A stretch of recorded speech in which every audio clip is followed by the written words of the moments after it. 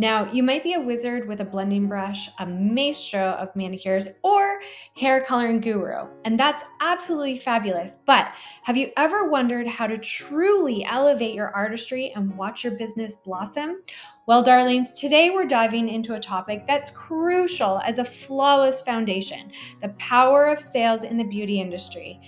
Don't click away just yet. I know the word sales might sound a little businessy, but trust me, in our world, it's not about being pushy or inauthentic. It's about something much more beautiful.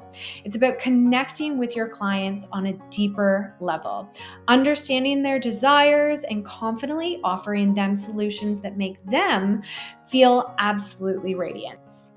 Over the next few minutes, we'll explore why mastering these skills is an absolute game changer for your career. We'll uncover how it can lead to happier clients, a fuller appointment book, which we all need, and ultimately a more fulfilling and prosperous journey in the dazzling world of beauty. Number 1, connect. So we are showing up to serve. We need to view them as powerful and capable. They are not victims, okay? So when they show up, we need to view them as the power. We need to also lead them to relax. You must also be relaxed and sincere. Find commonalities, okay? Family, occupation, recreation, motivation, and build rapport. Rapport is alignment between you and that potential client. And without the rapport, there's no emotion and there's no connection. And then don't forget, you are the leader here. So you're the one to guide them. So if we look over here on our connect examples, okay, so this is for somebody calling in, and it's okay to say, I just want to say thank you for taking this time with me. And when they say no problem, you can go into helping them relax. So we're not selling right away. We just want to connect, find a common ground. Oh, I hear a dog barking. What kind of dog do you have? I see you have kids based on what you filled out online. What's the weather like there? I'm here in Ontario. It's freezing. We've got a ton of snow. So just help them relax. Once you feel that you're both a little bit more comfortable, you found common ground, maybe laughed for a second, then we want to set the intention of the call.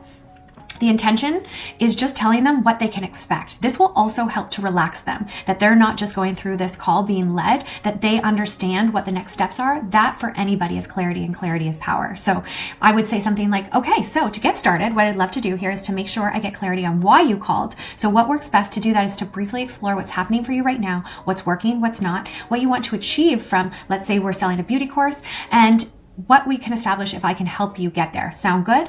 Now we're always going to ask a question back. The reason for that is we need them to opt in. They need to also feel like they're in control and not just being led throughout a phone call and dragged along at their mercy. So make sure to always get their opt-in at the end of each thing.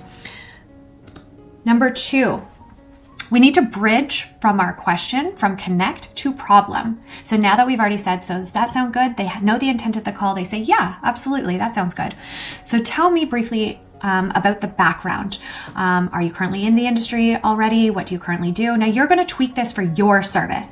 Our example in this is for selling a beauty course online, okay? For selling a certification course, for selling that service. You guys will have something else, but you're going to be able to take this as your training wheels and put your own script together. Now the problem, when we are asking them about their problem, before we connect, what the problem is. So we want to evaluate what the current solution or what the current problem is for them right now.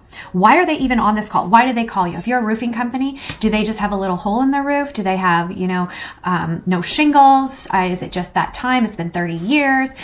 Find out exactly why. Is their house cold? You want to find out, why are they calling? Don't just assume that it's, everybody's generalized. Everybody has a different pain point for why they're calling and why now. So this is where it is super, super important to listen more than you speak in this point. Remove kind of micro solutions to dig into the problem to expose the depth. So speak about the pain in very general terms, as if there's a band-aid on it. No detail, not specific. What is the ultimate truth? So start from truth, then desire for solution. In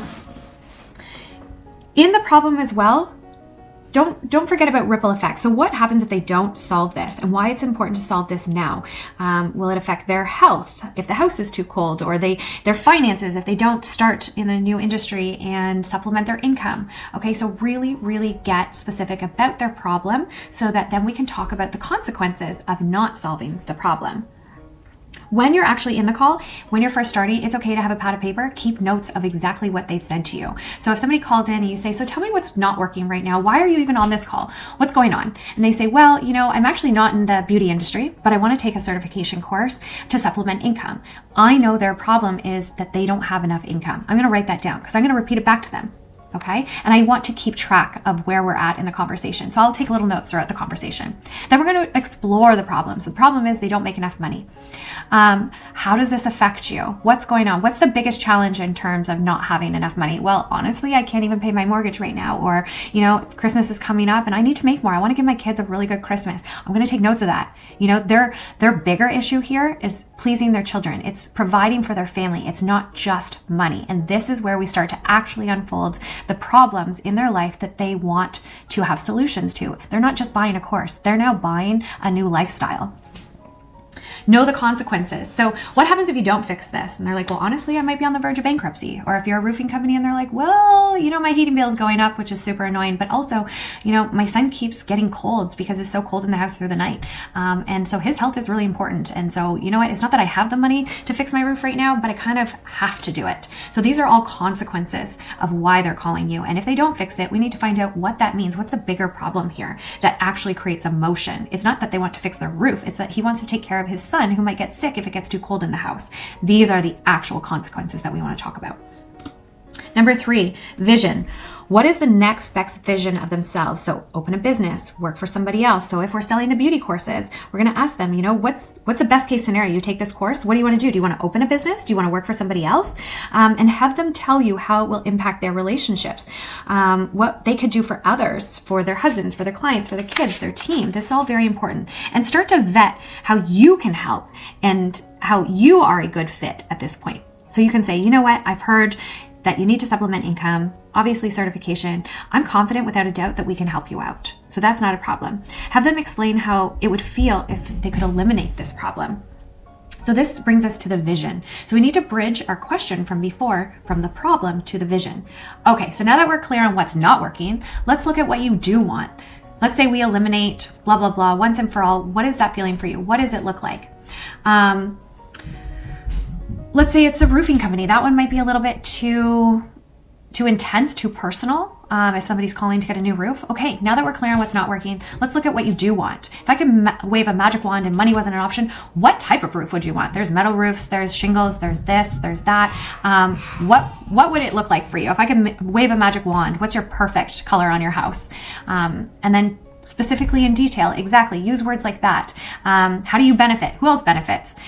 This is where we start to actually create an emotion linked from them calling you to your service. And this is where magic starts to happen. And then we talk about their true desires. Let's say you have the certification and you're starting your own business. How does that feel? How would you even celebrate if you got it done? Or you can even say when you got your new roof, how would you celebrate? Would you, whatever. But you have to find, obviously the script needs to be critiqued for each different service individually, but you need to decide how this works, but don't miss any of the steps and don't skip over the vision. My name is Alana Beman, founder of the Diamond Society. You may have seen me on the TV show Legacy Makers or in one of the many publications globally. As a global beauty business coach, I have been helping businesses just like you learn how to conquer conversions online and attract high quality clients on autopilot. And we'd love to give you some free training on the house. Now, don't forget to show us some love at the Diamond Society and give us a like and a subscribe to this video. It's your subscribe and like that keeps it possible for us to keep giving you the free content. We'll see you in our next video where we chat about handling common objections for service-based beauty businesses. We'll see you there.